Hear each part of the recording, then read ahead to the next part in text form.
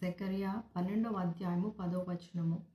దావీదు సంతతి వారి మీదను యెరూషలేము నివాసముల మీదను కరుణ నొందించు ఆత్మను విజ్ఞాపన చేయు ఆత్మను నేను కుమ్మరింపగా.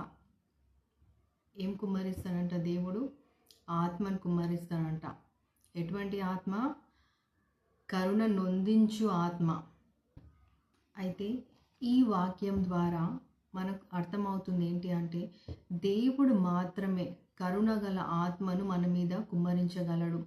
అయితే ఈ కరుణగల ఆత్మ దేవుని యొక్క కరుణగల ఆత్మ.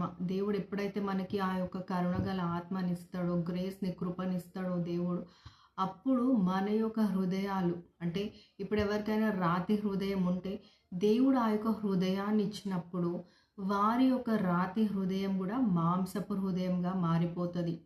మనము ఫరో యొక్క హృదయం చూసినట్లయితే మోషే ఎన్ని మిరకల్స్ చేసినా కానీ అతని యొక్క హృదయం రాతి హృదయంగా ఉంది. సో అటువంటి హృదయం గల మనుషులు ఎవరైనా ఉంటే దేవుడు వారికి కరుణగల హృదయాన్ని అనుగ్రహించినప్పుడు కరుణగల ఆత్మ వారి యొక్క హృదయం కూడా మెత్తబడిపోతుందంట. వారు ఇతరులను క్షమించగలరు. వారికి క్షమాపణ గల హృదయం వస్తుంది. వారు అప్పుడు వారి యొక్క రాతి హృదయం పోయి వారి హృదయం మెత్తబడిన తర్వాత వారు దేవునికి సన్నిహితంగా కూడా వారు జీవించవచ్చు. అయితే నీవు నీ సొంత కార్యాలను బట్టి నీకు రక్షణ కలగదు. దేవుని యొక్క కృప ద్వారానే, దేవుని యొక్క ఆత్మ ద్వారానే నీకు రక్షణ కలుగుతుంది. అప్పుడే నీ జీవితం కూడా ట్రాన్స్ఫార్మ్ అవుతుంది. ఎప్పుడైతే దేవుని యొక్క ఆత్మ, దేవుని యొక్క కరుణగల ఆత్మ నీ మీదకి వస్తుందో అప్పుడు నువ్వు ప్రార్థించడం కూడా మొదలు పెడతావు. నీ కొరకనే కాదు, ఇతరుల గురించి కూడా నువ్వు ప్రార్థన చేస్తావు. అయితే ఎప్పుడైతే దేవుని యొక్క కరుణగల ఆత్మ నీ మీద కుమ్మరించబడుతుందో నీకు ప్రార్థించాలన్న ఆశ కలుగుతుంది. ముందు ప్రార్థన జీవితమే ఉండకపోవచ్చు నీకు, కానీ ఎప్పుడైతే ఈ ఆత్మ నీ మీదకి వస్తుందో అప్పుడు నువ్వు ప్రార్థన చేయడం మొదలు పెడతావు. అప్పుడు నీ యొక్క పాపాలన్నీ కూడా నువ్వు దేవుని యొద్ద ఒప్పుకుంటావు. అయితే ఎప్పుడైతే దేవుని యొక్క ఆత్మ నీ మీద రావడం జరుగుతుందో, అంటే కరుణగల ఆత్మ నీ మీద రావడం జరుగుతుందో అప్పుడు నువ్వు ప్రార్థించడం ఆరంభిస్తావు. నీ పాపాలని అప్పుడు నువ్వు ఇంకా దేవుని యొద్ద ఒప్పుకుంటావు. ఇంకెన్నడూ కూడా అటువంటి పాపంలో నువ్వు జీవించకుండా దేవుని యొక్క శక్తి కావాలని కూడా నువ్వు ప్రార్థన చేయడం మొదలు పెడతావు. అంటే దేవుని యొక్క హెల్ప్ కోరుకుంటావు.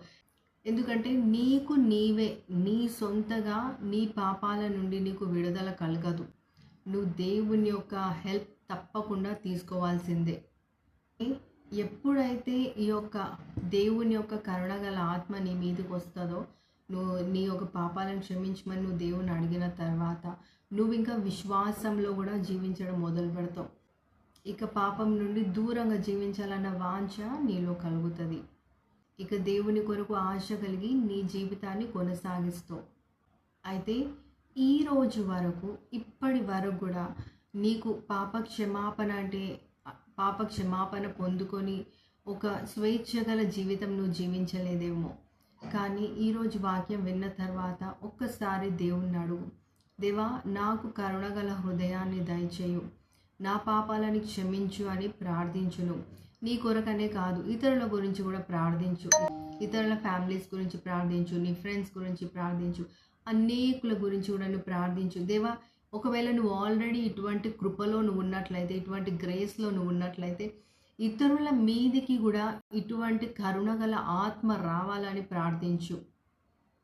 ఎందుకంటే దేవుని యొక్క కరుణగల ఆత్మ నీ మీదకి వచ్చిన తర్వాత నీ లైఫ్ ట్రాన్స్ఫార్మ్ అయిన తర్వాత నువ్వు ఇతరుల గురించి ప్రార్థిస్తే వారి లైఫ్స్ కూడా ట్రాన్స్ఫార్మ్ అవుతాయి.